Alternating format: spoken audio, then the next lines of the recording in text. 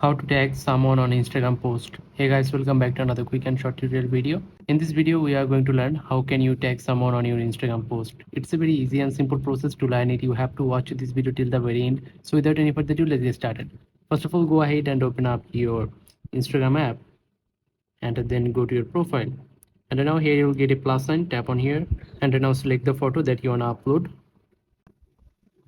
and after that tap on next. And from here you can apply some effects on your photo, then tap on next.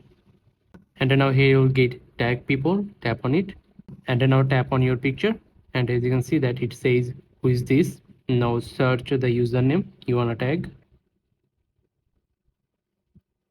and after that select that person and then tap on this check mark at the upper right side, and as you can see that that person has been tagged, and now share it.